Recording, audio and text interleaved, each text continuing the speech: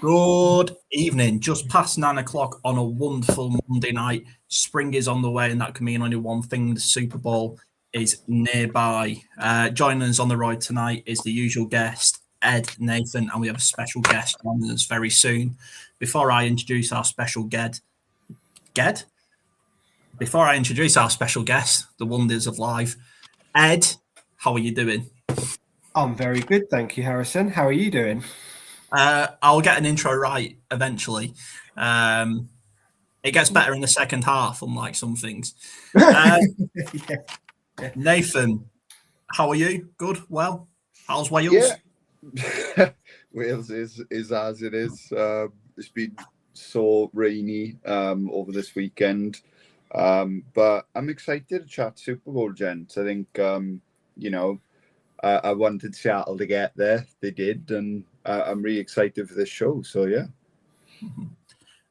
Nathan's really excited for this show because, like I said, we have a very special guest joining us, and that is the best quarter of the Final Down podcast. Sorry, Denver Dave and Punk and Jim, when you eventually come on, I'm sorry to you, but we just went and did what a big team does. We went and stole the best player from a better and bigger podcast to improve ours. That's the truth. Hannah, thanks for joining us tonight. And you're on mute.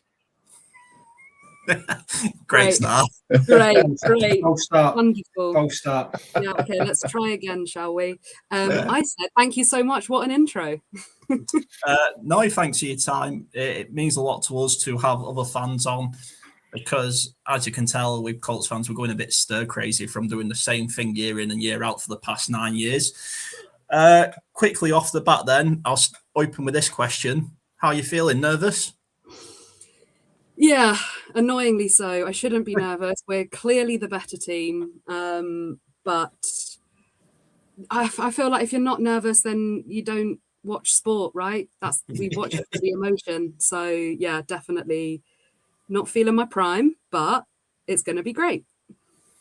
Cool. It will be fantastic. And just to everyone watching tonight, thank you for joining us here live with Southbound. Do like and do subscribe. Do follow us on all your socials. And also go and follow the Final Down podcast on other socials because I started listening at the start of this season when Ed appeared on that show and I've not stopped, really. It's a good laugh. And I'm sure Hannah will sell it more than I just did. I made it sound terrible. It is a really good podcast. But to get into it then, Hannah, as a Seahawks fan, it's fair to say you experienced a bit of a QB carousel recently from the chopping of Russell Wilson, which was probably the right call in the end now, looking at how his career's gone. And you've managed to get rid of a lot of dead cap space and you threw it over to Denver. I'm sure Dave's really happy about that. And then you sort of tried Geno Smith and a few other pieces, and then you settled on Sam Darnold, which... from Ed's own words, he didn't really think much of Seattle this year. Just wanted to throw him in front of the bus. But from going to, what were the first thoughts when Sam Darnold arrived to now this guy could win us a Super Bowl? Yeah, I think when it first got announced, I remember I think that was before I was even officially part of the Final Down. I think I was just guesting for an episode. Mm-hmm. And he got announced, and I was like, "What? Why?" I've got nothing against the guy. He's nice. He's always come across as a nice man. He's had good times. He's had bad times. I was like, it just felt like a weird transition to go from someone like Geno to someone very, very kind of stoic and calm and. They're trying to build this hype around the team. And I was like, wasn't mad about it. I was just a bit confused. I was like, hey, you know what? In Mike we trust. It's going to be a rebuilding year. Mm-hmm. It's all going to be fine. Anything's going to be better than Russell Wilson and Geno Smith over the last few years. So let's see what happens. Mm-hmm. And I mean, now, obviously, I'm thrilled for him. I mean, this man. So the boys on the I call them boys, they're obviously men, but The boys on the final down, they always rib me for bringing like vibes into the Yeah. NFL. And I feel like Darnold's journey is just like the ultimate good vibe story. And like any kind of redemption arc is just my favorite thing. And we see it a lot more in like other positions. Obviously, there was like Saquon last year who, you know, Giants, Eagles, lovely. But you don't really see it as much in QBs. Like you have like Baker Mayfield, who if you ever listen to the final down, it's probably my number one man in the universe. So anything I say about Baker Mayfield is always glowing and positive. But, you know, he had that great redemption arc, but he never quite got there. Like he played for garbage teams. He went to the Bucks. He had this great time, but he's always kind of fallen short a little bit. So I feel like it's really rare for a QB to have such a strong redemption arc after it just being like such a meh time. But I was thinking about this earlier, and I like Sam Darnold for the same reasons that I like Daniel Jones this season. And it's because he's just some guy. Like super quiet, really private. He stays out of the limelight, doesn't really do any press publicity. And he just has the most insane amount of respect in the locker room from his people. There's clearly something great about him. The way they talk about him, you know, when he's had those ghosty, not very good games, every single player on the podium has just had his back. Doesn't matter. Even if he threw 50 interceptions, everyone on the team has been like, yeah, but you know, we believe in him and this. And it's so, I think it's testament to the culture that Mike McDonald has helped create in Seattle. I saw a post online last week and it was like, he's banded together this group of misfits and it's made a team.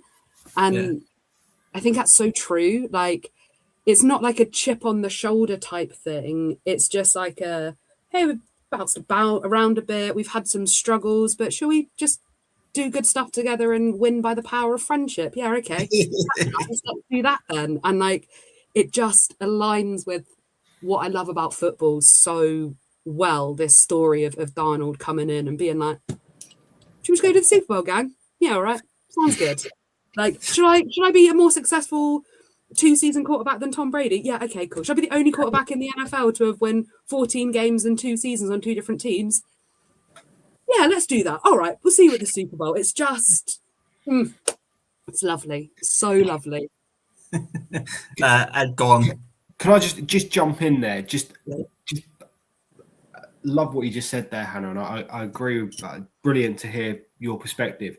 Just to defend myself ever so slightly about that, I didn't think much of Seattle this year.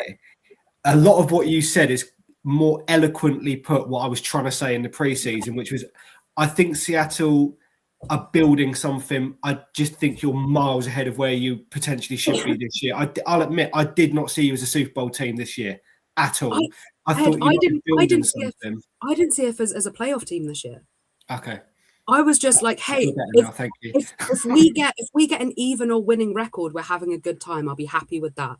Like, if we just win 9 games, lovely. That'd be so good. And then I'm like, oh, guess I won a few more than 9. Oh, Denver Dave, here he is. Hey, pal. Hey, pal. Dave, you're speaking to 3 Colts fans and a Seattle fan. Yeah, of course we can play Darnold for Brady. Brady's a bum. Can I just say as well, Bo Nix's injury has possibly robbed us of a great Super Bowl of Denver Dave versus Hannah here. Like that would have been brilliant content to watch you two. So damn you, Bo Nix, and your poor injury. But yeah, I'm sure. So, I mean, vibes, I get it, right? Because there is just that.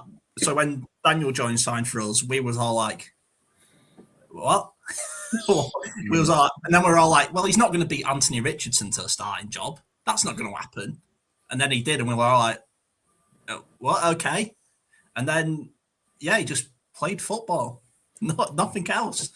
Unreal. Like the ultimate vibes. Nathan, I believe you had a few questions, or a couple of questions at least, what you wanted to ask Hannah about. I always murder his name. Clint Klubenek? Is that right? Klubiak, yeah. That's the one. Yeah. Go ahead. So, yeah, I have 2 questions, Hannah. So the first one, I was saying off air that I'm a pretty big JSN stan. And I made a pretty wacky prediction about JSN when I was drunk with my mates. I think one of my mates watching as well, and he's one of the only ones who agreed with me at the time. And that prediction was he was going to lead the league in yards and have over 100 catches. And I believe both of those things have come in. Do you think he's wide receiver 1 in the league? Yeah. Good answer. 100%. Good answer. Of course he is. Statistically and in my heart. So, you know, two great places to be. I really do think, he's got himself into that conversation this year. And I think fair play to Darnold too. You know, we saw Justin Jefferson have, an insane kind of under pressure season last year, I would say. I don't know if you play fantasy football, but Justin Jefferson was written off last year. And then Darnold obviously elevates him to these amazing levels that we know we can play at. But yeah, I mean, for me, JSN is wide receiver 1 now. Are you nervous that, I think Kubiak has shown that he can use JSN in so many creative ways. How much he lines up in the backfield is just so cool to watch. How do you replace that? Or how do you think you're going to replace that? Yeah, I mean, hopefully we don't. And I know that is incredibly naive of me. Hopefully we don't. Because, well, if you're a Seahawks coach and you go to the Raiders, it's not like you have a great time. So hang out with us for a bit longer. I think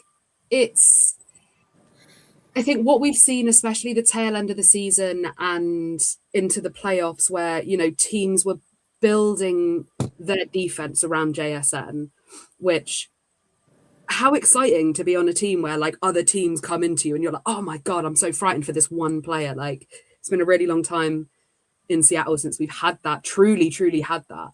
And I think, hopefully Clint stays at least for a couple more years. We're such a young team. We've got a young coaching core. And I just think they need to take everything they've learned and whoever they bring in after him, be it next season or the season after, they need to listen to the players. And I think that's been the huge issue that Philadelphia have seen this year is they brought in an OC who clearly was just like, I'm going to do whatever the fuck I want. I don't care what's going on, blah, blah, blah, blah, blah, and destroyed the Super Bowl champions, like from the inside. And I think as long as someone comes in and respects the culture, understands what has been built, it should be okay. And with I guess the benefit of we've got a veteran quarterback, but we've got a very young team around him. They're still very malleable and can adjust. But with that veteran leadership to turn around and go, hey pal, can you give us a sec? Like we don't think this is right.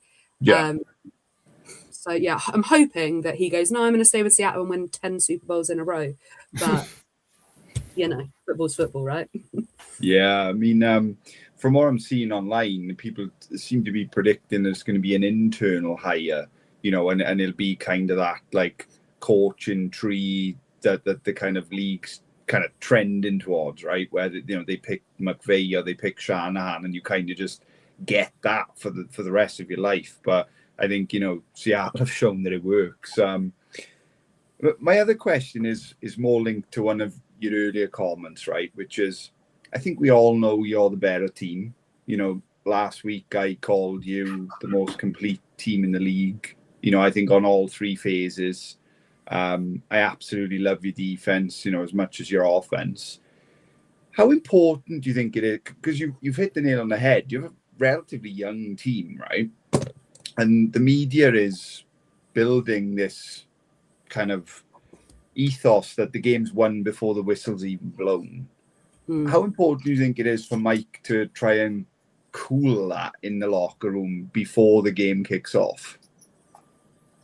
I think it's the most important thing. And I think, after absolutely embarrassing the 49ers, the boys ribbed me for this. I am a terrible divisional opponent because I have quite quite strong affections for the NFC West, which I know is very rare. You're supposed to be rivals and all of that sort of stuff. But I don't know. I'm like, oh, we're kind of a gang. This is sweet. But then when we beat them, like, I really, really love it. And when we just absolutely decimated the Niners, I was so nervous because I was like, we cannot come out to the Rams or the Bears, whoever it's going to be. We cannot come out that in championship week and go, yeah, well, look what we did last week. Yeah. And I was so nervous because I was there like, we need to make sure that we forget that week ever happened. Yeah. And watching the championship game, I felt confident that that's what had happened, that Mike had got in that room and been like, men, congrats. You've had a great win. We've absolutely embarrassed them. You know, haha, this is really good fun. Next week is brand new. Next week is against the team who all year I've been calling, me personally, the best team in the NFL. Like, it doesn't matter. And I think had we have come out in championship weekend and been shaky or not, you know, Sam's throwing crazy pitches or whatever it is, I'd have been like, oh no. Yeah. Like, we're done for. But we didn't. We came out and it was like the Niners game hadn't happened. Yeah. And that's the exact attitude. Like, you know, they flew into Santa Clara at the weekend. So they are like, here, we play in the 49ers stadium all the time. We know it. And I just think it just needs to make sure that one thing that they really need to do is protect them this week. I think the hardest part about the Super Bowl isn't necessarily the game. It's the week. It's Super Bowl week when, especially for people like Sam Darnold, who has never really been on the positive end of press. Correct. Yeah. He's now suddenly going to go and people are going to be like, oh, well, is this guy, like, you're going to do this and this is going to happen. Like, how do you give your players the time, the mentality to calm down from that? Yeah. And I think Mike McDonald's great at that. I think that's a real strength, that his emotional intelligence is a real strength, which is what makes me less nervous about all of this. Oh, we might as well not even play the game, whatever. Still very nervous for that because I'm like, we're still football and the Patriots, irrelevant of everything that you can only beat what's put in front of you. It doesn't matter. They're still a good football team. They're in the Super Bowl. So it's I think it's all about the mentality of, okay, you've had a week to go nuts where there's no consequences. This week we have to lock in, we have to focus, we've got to just play another game of football. See what happens. Yeah. Nice. Before I move on to my next point, Dave has actually come in with a question for us. When it shows up. There we go. So Darnold signed his 3-year, $100 million deal last year. Surely this summer he renegotiates. If that happens, what will the new contract look like? I mean, for me, I wouldn't be, if I was the Seahawks and Darnold's agent, I wouldn't be talking anything about contracts until after Sunday. And I think it all depends on Sunday how that contract looks. Because even if you go and lose 44-45 in overtime, you're not going to, you're still going to give him the contract. But if you go and lose 3-28 or whatever, then it's going to change. He's still going to get a decent contract, I'd imagine. But Hannah, as a fan, any whisperings on the Seahawks grapevine? No, I think Darnold strikes me as the kind of person, and just the Seahawks organization in general, it's happened in the past where players have taken pay cuts. Oh no, they're only going to get 100 mil instead of 110 mil.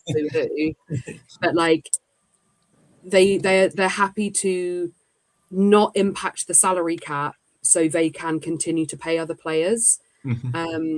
And you know, it happens across the league, and I think that's the kind of man that Sam Darnold is. Based on my almost zero knowledge of him, he just kind of and I'm going to believe that to my core. He just strikes me as the kind of guy that if his agent can go and negotiate some cool terms and do some fun things, and it's only going to impact the salary cap a little bit, have at it. Why not? Why wouldn't you? Yeah. You know, you're potentially a Super Bowl champion. from the first in your draft class as a quarterback to even play in the Super Bowl, let alone win it. And you look at how much all of them are getting paid. Like, why wouldn't you do that? But I think this team that Mike has put together is very team first. And if anything that Darnold wants to do or his agent wants to do is going to impact the team negatively, I don't think he'll do it.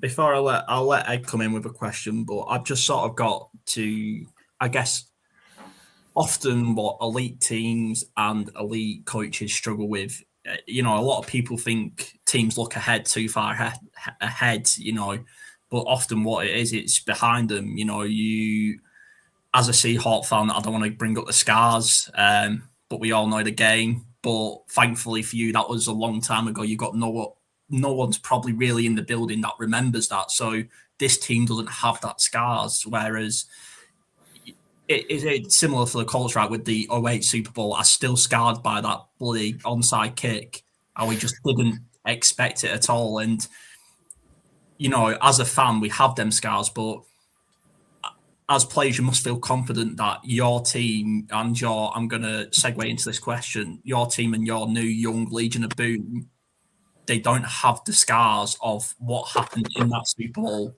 but the fans do. So how, as a fan, do you try and not emphasize that scars on the because I do it all the time. I'm watching the Colts and I'm like, oh God, this happening again. It's happening again. And you feel it transmit into the stadium. So how do you try and neutralize that with all your fans and your fans groups and your watch alongs? Yeah, I mean, that was 11 years ago now. And I still think of it often. I wasn't even like German. Like I wasn't even like as much of a fan as I am now at that point, and I still realized, like, I guess that was the thing. I was like, well, now I'm going to have to support this team no matter what, because that was the worst sporting call in the history of sport. Okay, good. I think you're right. No, there's no players on the team who were in that last Super Bowl. And there's things like, you mentioned Legion of Boom there, and something that happened in the off season was Mike McDonald. Basically, they had like shrines to the Legion of Boom, like in obviously around the stadium, but like in the players' quarters. And Mike took those down, right? And was like, we love them, we respect them. They're obviously one of the greatest defenses in the history of sport. Thank you so much. But you, the dark side is what they're called. You need to come in and create your own legacies and create and get rid of that noise and get rid of that fear that surrounds it. So I guess from like a player perspective, just having that mentality of they're all here right now in 2026 to create their own legacies. I think that's been something that's been drummed into them. Another fear is that the famous I'm seeing ghosts game from Sam when he was a Jet was against the Patriots. And that, I'm like, okay, Jesus. Divisional game though, wasn't it? Yeah, exactly. And, not the biggest game of his career, which apparently he can show up in now. So I feel I think as fans, you almost have to, like you said, we're always going to carry those scars. We're always going to think about it all the time. But as long as we expect our players to play in the game, to live in that moment, to just succeed with what's in front of them, and we need to do the same as fans. Like, if something even close happens, then that'll be a different story, and I will riot. But providing we just give the ball, just pass the ball to your player. That would all you needed to do. It's fine. I'm fine about it, honestly. Yeah, I think there's definitely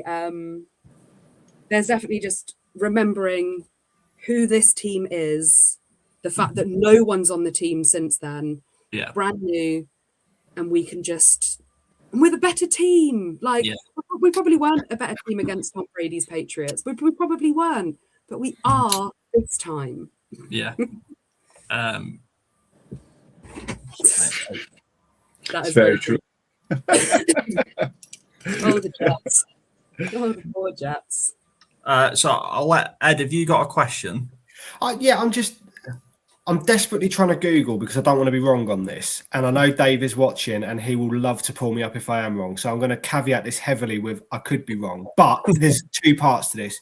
Well, Nathan talked brilliantly about your offensive coordinator and obviously the work that he's done and what an impact he's been. On the other side of the ball, obviously your defensive coordinator is British. Really? And I think I'm right in saying this. He could be the first British coach to be involved in a Super Bowl win if the Seahawks get the win this weekend, which is amazing. My question is, obviously, we're four British people here talking about American football. We've talked all year about how American football is growing on this side of the pond. We've seen the European games, so not just in England, sort of across Europe. And obviously they were announced again today, weren't they, about the international games. And there's going to be 3 again in England. Madrid's getting a game again. We don't need to talk about it all. But the point I'm trying to make is, how big do you think that's going to be on this side of the Atlantic if a British-born coach in a significant position, by the way, is part, he's not just like, every part of the organisation is significant in their own way, but, a defensive coordinator and arguably the best defence in the NFL, and you win the Super Bowl. How big do you think that's going to be here in the UK and Great Britain? And what do you think that does for the game in general, this side of the pond, I suppose, is my question. Yeah, unreal question. I think it'll be amazing, right? I think it's something that, as Brits who love American football, is something that we're obviously all very passionate about in whatever ways. But I just think it's all about representation, right? And obviously, a slightly different to the representation I guess I probably usually talk about, but it's all that representation of like, hey, I can do this. And like when he opens his mouth, he's like Northern or Midlands, right? Like he's got quite a distinct accent. I'll check that. Please. Yeah. But it's just so like, Dave, can you fact check, please? Not weather check. Great. I just think it's so great because it's just this beautiful reach of like, look what you can do. I mean, it's like 2017 with Jay Ajayi, right? And then he bought the Lombardi trophy to Hackney, and like just got to like hang out in Hackney, and that was nearly 10 years ago, when NFL was definitely much smaller. He's from Middlesex. So it's just outside London. Oh, okay. Well, I don't know what accent I heard the other day then. I was probably through my tears. Maybe my tears muffled the audio for me. I was crying a lot. But yeah, and I think it's, even like Jordan Mailata, right? He's Australian. Yeah. Just these people, we've got such great player pathway programs now for players, and to be able to see administratively that you can do stuff as well. I think that's really important. So I was at a work conference. Well, it was a work conference. I was at a work conference in Seattle in October, and it's called Out and Equal, and it's for LGBTQ plus workplace rights. It's amazing. The first year I'd been to it in Seattle, and it was great. And there was a Seattle sports panel there, and they had representation from the Seahawks, the Storm, the Kraken, and the Seawolves. Seawolves are the rugby team, apparently. And one of the questions that they were talking about was, it's really great that they have, you have all of these different programs to bring athletes in, but what about kids like me, who I am not athletic? My brother was a pro ice hockey player for my whole life, and I cannot, will not, should not participate in sports. I'm a great fan. I'm a relatively good pundit. I am not an athlete, and I am more than okay with that. But I love being in sports. I love the community. Yeah. I love what it can bring to people, to places. Like, and so having that representation of being a Brit in the organizational side of things. Oh, so it doesn't matter if I'm not sporty, I can still be involved in sports. Yeah. And like that's mega for people like me who, oh man, it's just calamitous if ever I try and do any kind of physical exertion. So Happy to watch. From Dave, having a British DC win the Super Bowl would be cool, but I'm going to murder the name, guys. Ejiro Iveroi, Panthers DC will soon become a head coach, and having a British head coach will be a big too. That's gonna huge be point. incredible. Yeah. Look, America's proved it can't look after itself, so the British are coming back to take over. Don't worry about that. We're going to get cancelled. I mean, what? They've had a couple hundred years. Come on, guys. We're going thousands of years. Let's I joke. Give it back to mummy. Come on now. But I think it is. I think that's one of just going back to the point, it is becoming. It's always been American football, and I think it's always going to be referred to as American football in this country anyway. It will never get just called football for obvious reasons, but it is becoming more of a global game. It's so much more easily accessible now for us to watch and consume American football than it ever has been. I know Channel 5 got a lot of stick for some of their coverage this year, but the key point there for me was it's free to air sport, and there's not enough free to air sport in this country, full stop. Mm-hmm. So to have a sport like that on free to air is a big deal. So it is becoming a global sport, and it's great. Yes, I know ticket prices are what they are, and that's again a whole other conversation that we're not going to get into tonight. But seeing it become more global is fantastic, especially for people like us who we'll really enjoy the sport. So seeing it sort of grow is only a good thing, in my opinion. Yeah, and also for British American football. So I found this last year about the BAFA, British American Football Association. Yes. I knew it was like played at university sometimes, but my friend kept taking me to see rugby, and I was like, there must be like a recreational American football. It's like grown men playing American football in this country. There must be. Yeah. Turns out there is. Turns out Bristol Aztecs, who are my local team, are the champions. So don't worry. I went to one game and they ended up winning the whole damn thing. You're welcome. Oh, wow. Can you come to a few Colts games? Maybe I should. It's going to take more than that, Harrison. It's going to take more than that. And but in this off season, they have received so much money, so much funding, not just for the Bristol Aztecs, but for the BAFA in general. Yeah. And there's people like JJ Watt and Gronk who have built awareness to this, and they have donated bits and pieces, and they've just had this huge cash injection this off season for the BAFA. And it's like, that's so cool. And like you go and see them play, and like there are Americans on the team, and there's a lot of like rugby players on the team, so they do it in the off season. They've just released their schedule, just so you know today. So so I suppose it's massive as well. We've also sort of like the again, this is a whole nother off-season podcast, but the whole multi-club ownership with JJ, Brady, the Cronkies, the Carns, there's probably hundreds of others as well in loads of consortiums, Chelsea and stuff like that. That sort of just mix of people who can go, yeah, we can chuck money at this for fun. But my sort of like, so I've got one more off-field question, I'd say, and then we'll bring it back to the on-field stuff, and I'm sure the boys have got some of this for you as well. But one more off-field sort of question for me is, obviously, we're British, so we're the minority in American football. So there's one thingy about that. But then also as a woman, so as a British woman coming into a American male-dominated area, and even over here, a male-dominated area, the pros and cons of that, I suppose I'm getting to. Has that been what I would expect with the pros? Everyone's lovely, everyone's fantastic, but then also the 60-year-old man sat next to you going, and that's a first down, and this is the ball. Can people be condescending, basically? Yeah, I think so. Like when we spoke about this, and you kind of mentioned this might be a question, I was so excited to talk about this. So like, I think me, myself personally, I've been so fortunate. Like I grew up as a girl in sport, in an American sport as well. So kind of knew it from that.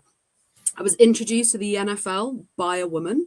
So that's really helpful. And then last year I found there's the most incredible group, and it's called NFL Ladies UK. They're on Instagram and all the good stuff. And we had this big meetup last year. They've done a couple of them now. And it was literally, there was about 25 of us, just girls who like football. Nice. And we were all in different jerseys and we spoke about football. We spoke about this and that. And it was just so lovely. And I think, you know, there has been this huge surge of women fans, not just in the NFL, but just across all sports, which has definitely kind of softened the edges of what it means to be like a real fan. Yeah. And I think, you know, girls bring so much joy to things. And I think the boys on the final down would begrudgingly agree that I've definitely sprinkled in some whimsy and some vibes and make things a little bit sillier than perhaps they have been in the past. And, you know, every so often one of them catches themselves saying something positive and they're like, oh, Han, oh, you've done that wrong. And it's, you know, it's true. And I just think, you know, it's so much fun because we get to, because I've been in this space for so long, and now I get to help kind of find and create spaces where everyone feels comfortable, and not just girls and not just women, but maybe people who want to get into American football, but they're like, oh, it's too late. It's been going on too long. I don't really understand. Like, just being able to come in and do that sort of stuff. Like, I've got a lot of my guy friends whose girlfriends are now like more into it because they know that if they're sat at home watching it with their fella, they can message me and be like, I am the vibe commissioner. Thank you. But like, and they can message me and be like, what the hell is going on? And I'll be like, oh, what game are you watching? Okay, this is happening. And like, it's just, and that's so nice as well. And like, you know, I think it helps, you know, we've said, you know, NFL, although it is growing, it's still like a relatively niche sport for us. And so that kind of makes it more accessible, because we're all just so excited to meet someone who's into it. It doesn't matter. Yeah. But I was in London, God forbid, the other day, and I was wearing my Seahawks jacket, and some guy in the supermarket was like, oh my God, go Hawks. And I was like, this has made coming to London worth it. I was like, okay, yeah, go Hawks. Thanks so much. And like, it's just built, you know, we need community more than ever now. So just like being able to build it. And, you know, obviously there are some issues, but I think compared to a lot of other like male dominated things, male NFL fans are far quicker to accept and embrace other fans. So prime example, and Harrison, you said about, you know, oh, you're sat next to a 60-year-old man who's trying to explain like, this is a football and this is the field and things like that. When I was in Seattle, and Dave, I know you're keeping a tally of how many times I'm mentioning it, so I will expect a tally at the end of the pod. When I was in Seattle in October, I got to go to a game, got to go to Monday Night Football, and I went by myself. I was like, I don't care. I need to go. I can't be here and not go. And so I nudged into my seat, and I'm in God knows how many different Seahawks bits of merch, and a couple of things I'd bought that weekend. A lot of it I'd bought from home, whatever. And I sat down, went past, oh, sorry, mate, sorry, I'm coming through. And he was like, oh, that accent's not from here. And I was there like, oh, no, like I meant 73. Yeah, I thought that was about 73. And I was there like, oh, no, like I'm just visiting from the UK. Like I'm a huge Seahawks fan. So like I've come, and he was like, oh, what? So you go out of the weekend, buy all the gear, and now you're just here doing what? What? And I was just like, excuse me, friend. I'm like, I've been a Seahawks fan for 13 years. Yeah. And do you have to get up at 2 a.m. to watch your team play? No, I don't think you do. So do you want to pipe the fuck down? And he was like, sorry, miss. Yeah, sorry about that. And then was so nice the rest of the game. Yeah. And clearly saw that I understood the game and I knew what was happening. And like, he was trying to talk to me and I was like, sorry, we're just on a second down. Can you back up a second, friend? And like, but yeah, just that instant, he was like, oh, whatever. And I was like, I probably know more about than you do, mate. Like, that's frank. And yeah, but again, and it was just so quick. He was instantly just like, oh, I'm so sorry. Yeah. Like, oh, like I was trying to make a joke. And I was like, well, it's not funny, is it, actually? No. But yeah, and I found that a lot of the time, like it definitely feels less of a culture of, okay, well, can you name all of the pets of the starting lineup for the 1964 Colts? And it's like, probably not actually. Like, Yeah, good you. yeah, it definitely feels less gatekeepery and more, people always try and get a joke in and whatever, and that's fine. But as soon as you say no, they're like, oh, okay, yeah, cool. Should we talk about football then? And I'm like, yeah, okay, let's do that. Yeah, it's good to hear that. Maybe, just maybe, and ever so slowly, it's going the right way. I'm going to let boys. Do you have any more on-field questions or off-field questions, even for Hannah? I have one question just to get your opinion on a player. So, I've been into this sport since like 08, roughly that time. And as a neutral, one of my favourite Seahawks players growing up was Doug Baldwin. What's your thoughts on big Doug Baldwin? He's just the most underappreciated receiver in the league at that time, I was going through my jerseys this afternoon because obviously watching the Super Bowl, my best mate, I was like, hey, you need to wear a Seahawks jersey. She was like, oh yeah, just pick one for me. And I was like, I've got 3 Baldwin jerseys. Nice. Like I don't even I obviously just see it and I'm like, oh, I like him. And then I think I feel like at that time there was such a big amount of stars and like big amount of like big vocal players, and he was always just kind of like, hey, I'm just really good at football, by the way. Hey, oh, I've turned up, here I am. But yeah, big Doug Baldwin fan. Nice.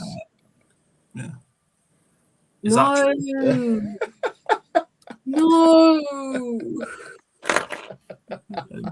But I've been so positive. Yeah, Ed, any more questions on field, off field for Hannah? I'd like to know about the Atlanta Falcons. Why? I'm joking. I do actually have one question. I do want to come back to the Falcons piece though, because clearly there's a story there. But I do have one question about a player myself, a lot more recent than Nathan's example. Because a player that I was quite big on last year. So if we look at the draft last year, as a player, I did a profile piece, not on him, but I wrote a piece for the Huddle about sort of Colts potential prospects, and one of them was Nick Emmanwori. Can't say his name. Still can't say his name a year later. Yeah, you can.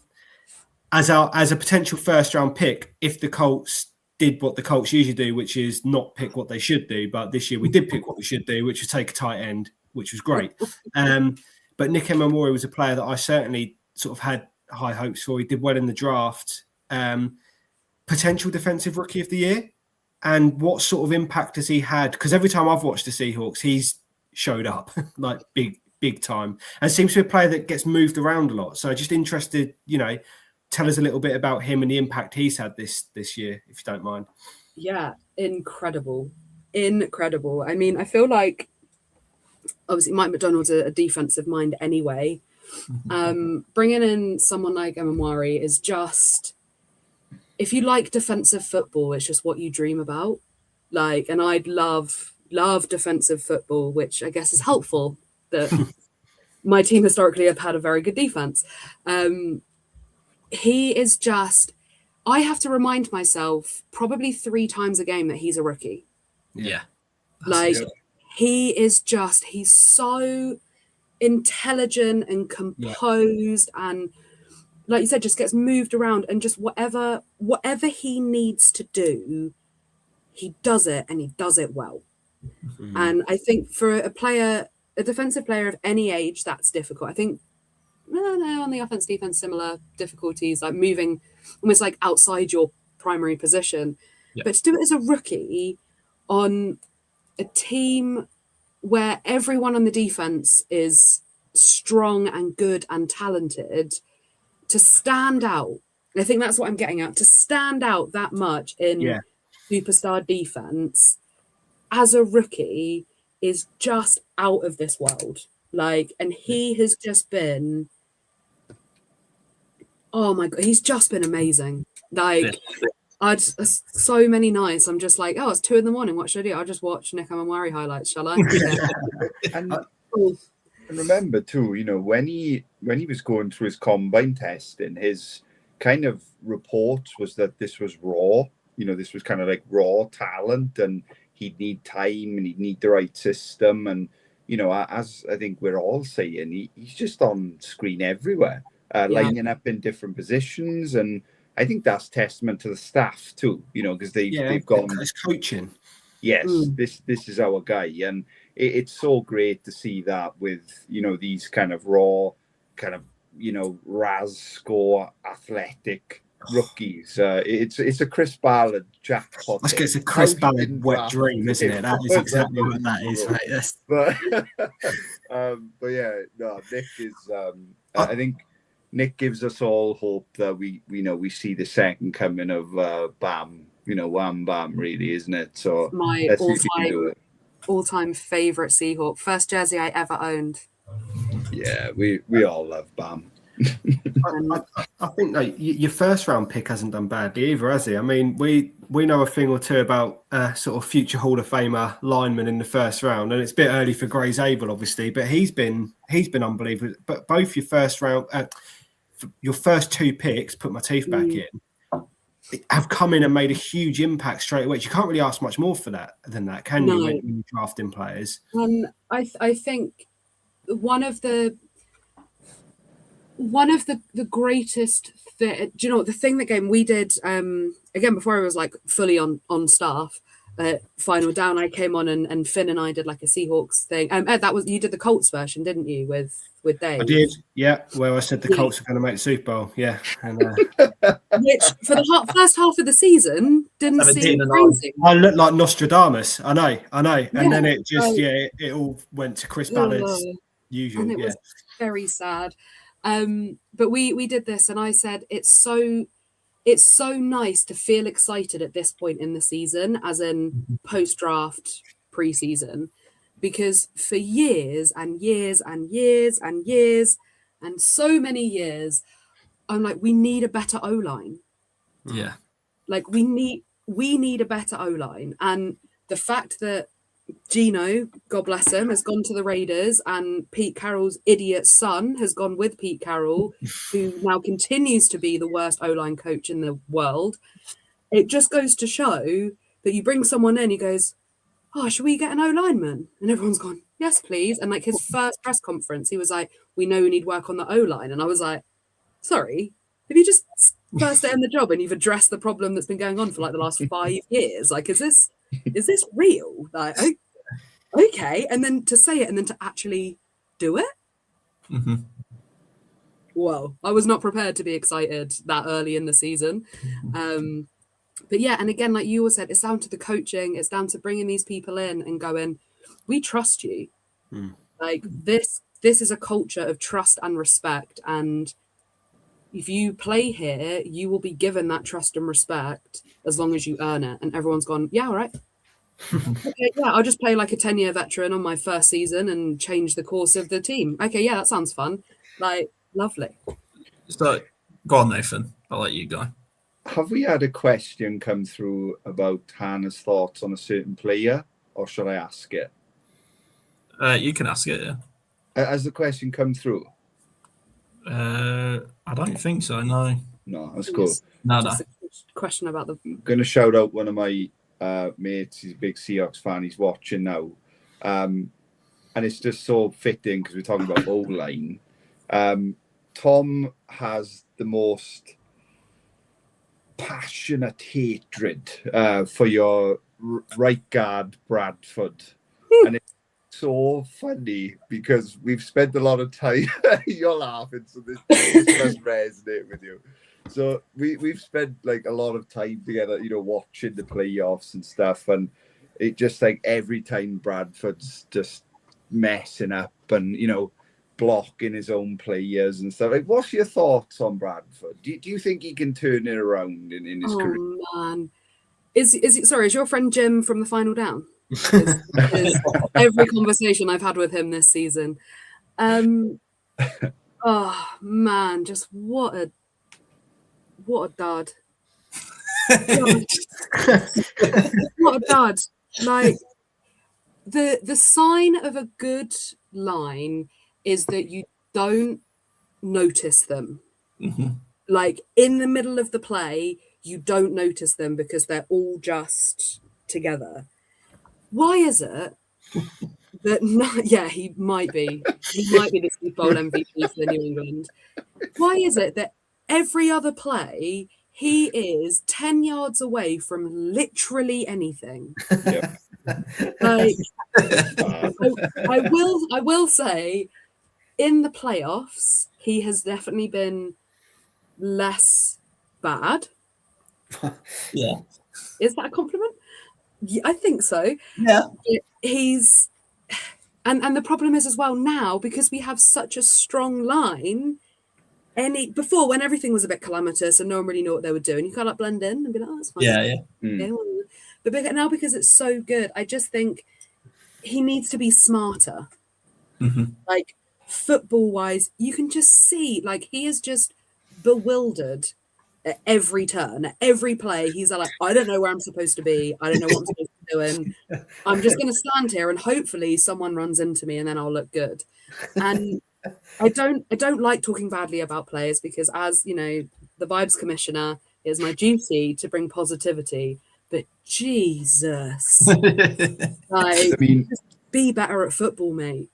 And I mean, like, you know, when your team's not playing in a bowl and you kind of obsess over like matchups, right? Because you're thinking, I want to enjoy this as much as I can. And I'm thinking, can you imagine when they move Milton Williams onto Bradford side in a bull rush? Oof. Yeah, I can imagine that. Yeah, I can imagine that. Keeping me up at night. It's going to be fascinating to watch. And let's hope he can block, right? Yeah, honestly, it's just I think there was a good 4 or 5 weeks where Jim was on like Anthony watch. Yeah. And I was just like, I don't want to talk about it, okay? Like I just don't want to talk about him. We all have them players on our teams. Ours is our linebackers, usually just like 10 yards away from the ball, getting run over by a running back, and you're like, great. Stood around like, oh, is the whistle gone? Oh, right, where am I? Like, let's mark this bit of grass here. yeah. So you've sort of segued me into my last. Well, I've got a couple more quick fire questions and more fun ones, but my last serious one. Obviously, over 11 years since the Super Bowl. Yeah. Yep. So obviously, over 11 years, sort of quietly, I would say, the Seahawks have undergone a massive rebuild. I'm talking DK Metcalf, Wilson, and I'm sure right now you're going to tell me a few more other like big, massive move on. Even moving on from Carroll himself, that's big for a franchise. But maybe we all see that from the outside. But what's one thing from the inside where everyone's like, oh, all this, all that, but you're like, no, guys, this was the changing moment. Yeah, I think Mike McDonald was the changing moment in a big way. I think from that Super Bowl, from that play in that Super Bowl, Pete Carroll should have retired then. Russell Wilson should have retired then. Neither of them were the same after that at all. And I've been saying this for maybe the last like 2 or 3 years. Like longer than that because we've had Mike for 2 years now. But it's not the same game that Pete Carroll once coached in. Yeah. It's such a different game, and he's not willing to adapt, and he's not willing to change. He's not willing to figure out different ways to play. He's just so set on, well, this is how Pete Carroll plays football, so this is how we're doing it. Yeah. And I think getting rid of him, bringing in Mike, bringing in this young, gorgeous, wonderful creature to just come in and just go, hey, should we do good things? Like, how about we play the game of football as it is right now and see what happens? And then I think getting rid of people like DK Metcalf, like obviously, he's a great player, yada, yada, yada. Getting rid of him has probably, other than getting Mike McDonald as our head coach, getting rid of DK Metcalf is probably the best thing we've ever done as an organization. Yeah. Because it meant that we could bring in Cooper Kupp, who on the field maybe not as spectacular as we would have liked, and maybe didn't have all the stats and the points that we would have liked, came in clutch at really key moments. But what that man has done for the locker room, for JSN, for this young offensive side, even for the defense, to have a Super Bowl MVP come into your locker room and be like, hey man, I don't care if I never get the ball again, if it means that I'm going to take 3 defensive people off you so you can run your crazy routes and not move your shoulders so they don't know where you're going and make one-handed catches from 2 yards out when Sam Darnold's not even looking at you. What is this team? We're amazing. But like bringing someone like Cup in, who no ego, just he's hometown kid, just wants to play for his hometown team and have everyone be excellent around him. That never could have happened if we hadn't have got rid of DK. And there's a time and a place for ego players, right? You need them. Do you need them? I know what you're saying, yeah.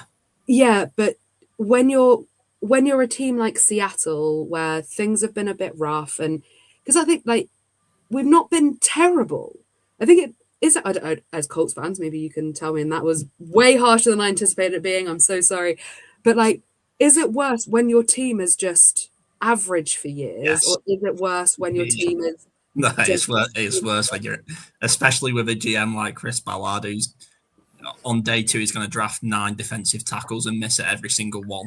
Urgency's never been higher.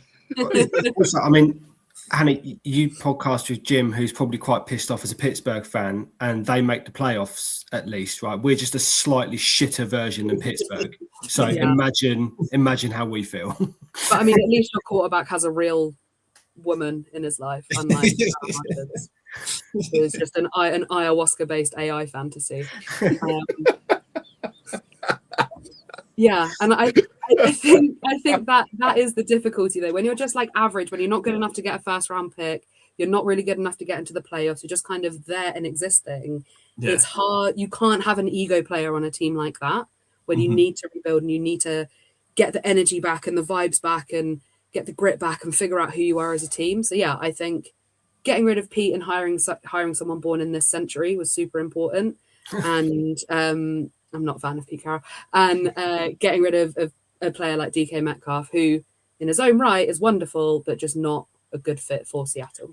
I think there comes a point, doesn't there, when an ego and talent, there's a tipping point, isn't there, where does the ego outweigh the talent that they bring into the team? And I think that's true of any sport and any team, isn't it? But I think that's really interesting what you're saying there, because it's something that we've chatted about a lot, isn't it, guys, about culture. It's about culture within the building. Doesn't like that word, though, does he? Doesn't it's like about culture. You know, Cooper Kupp's a winner, isn't he? Yeah. To all, he's a winner. But I think as well, ego players, like, there's some of the best, there's some of the most memorable ones. Like, just look at Richard Sherman. He's one of my like all-time favorite players, who's not played for the Colts, because what he said he was going to do in his most elaborate, wonderful ways, he fucking went out and did it. You know what I mean?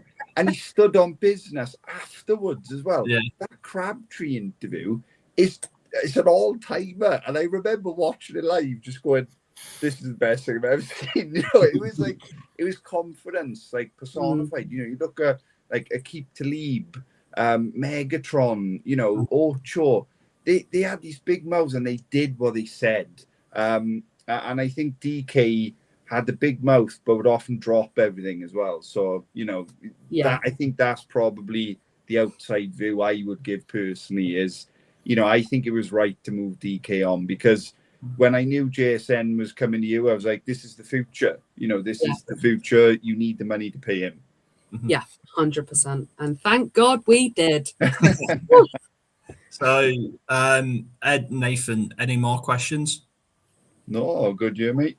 So, 1 second. Greatest ever Cam Chancellor. Without fail. Whose sports bar in Seattle is wonderful, by the way. Wow. Because I don't know if I mentioned it. But are you being paid for that, or should we just mention it a couple more times and get you paid? Yeah. Just the Visit Seattle Tourist Board. To be fair, they probably get some good commission from me, because I have not shut up about it. So we've been going about an hour now, and now we can relax into the easy questions. Hannah, I didn't put this question to you previous because I don't like people preparing for this question. But don't worry, it's not a serious one. Every new guest we have on, I try and ask them what their ultimate flag football five-a-side team is.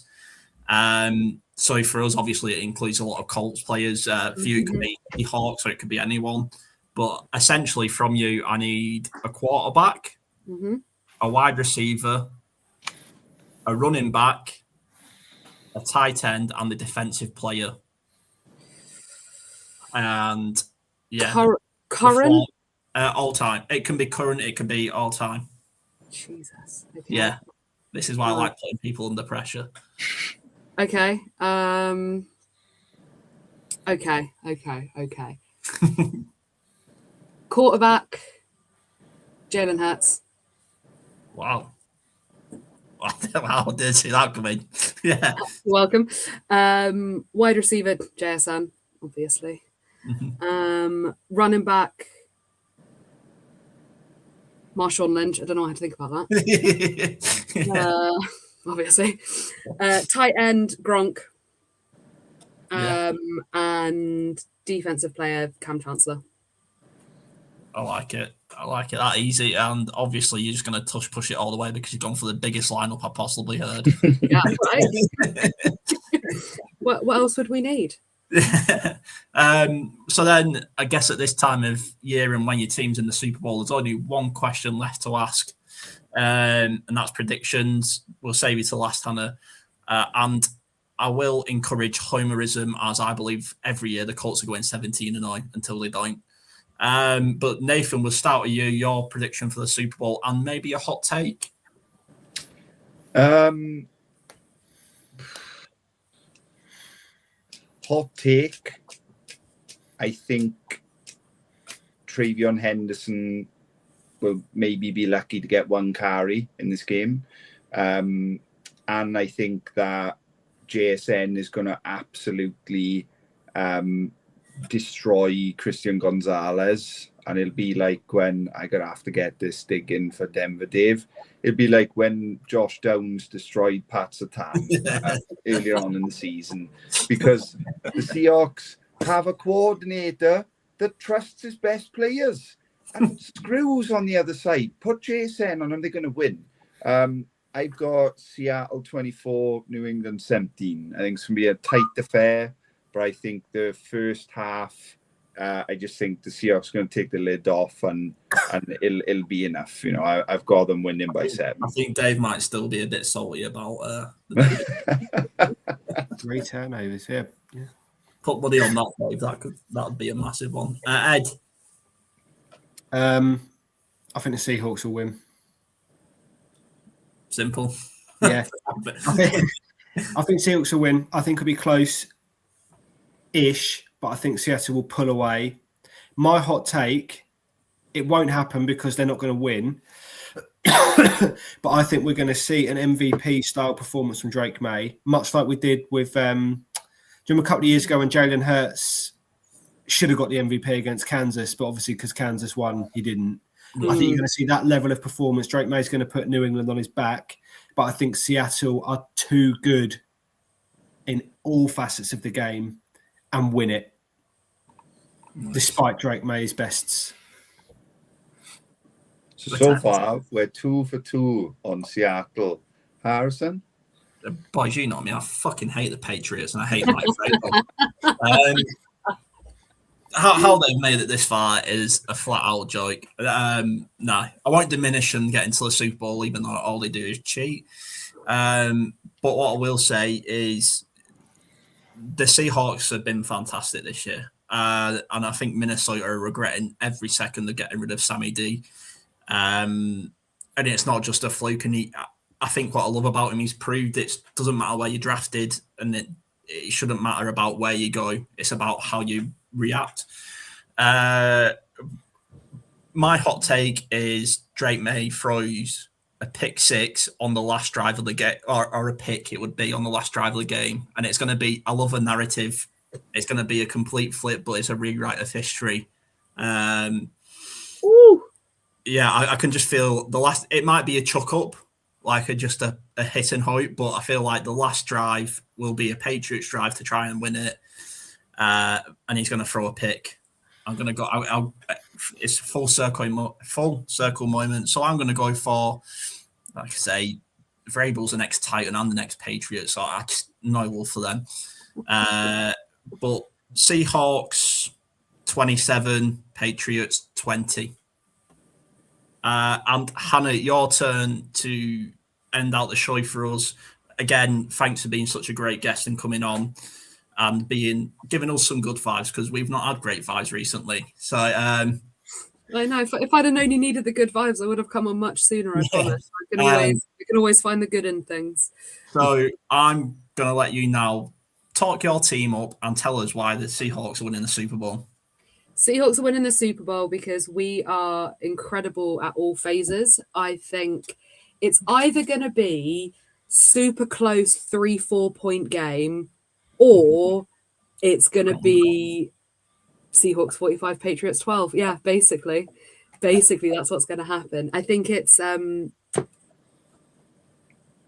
long as everyone can keep their head on their shoulders and we just forget what game we're playing in. I think the Seahawks are not even. My hot take is I think the Patriots are going to lead in the first quarter and then not lead for the rest of the game. Yeah. Nice. Second hot take is Rashid is going to get another punt return touchdown. Yes. Special teams win Super Bowls. Do you have a score? I've said like 31-20. Nice. I like it. Yes. Say it with chest and be behind your team, because I'd die to be in the Super Bowl. I honestly, I still can't believe it. And also just on the Super Bowl, so for the last 13 years since I've been watching American football, I have taken Super Bowl Monday off of work religiously, because that's what we do, because it kicks off at like 11:30, 1 a.m., whatever it is. First time in 11 years, first time I'm like a real true fan and my team are in the Super Bowl, I cannot take Monday off work.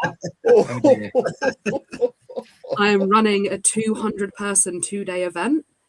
If you win, just put highlights on. Yeah.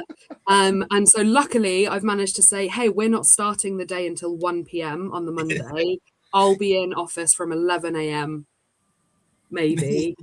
And for everyone's sake, I hope Seattle do win, because if they don't, then more for everyone being in my presence. But so that's going to be particularly fun, is being able to go in and to a bunch of people who don't care. None of them really care about American football, but they'll have a much more pleasant experience over that day and a half if Seattle win. So, hope for the sake of my company that they do. So I'd just like to say we've been Southbound. That's been Hannah from the Final Down podcast. Please check them out, because, like I say, I started listening to them this year and I've not stopped. It's a great laugh with Dave, Punk Raider, and Jim, and Hannah, of course. We've been going around in circles. We've been Southbound, and join us, I guess, after the Seahawks 52, the Patriots 0, and Hannah is on a plane on the way to Seattle to celebrate the Seahawks winning the Super Bowl. Let's go, Seahawks.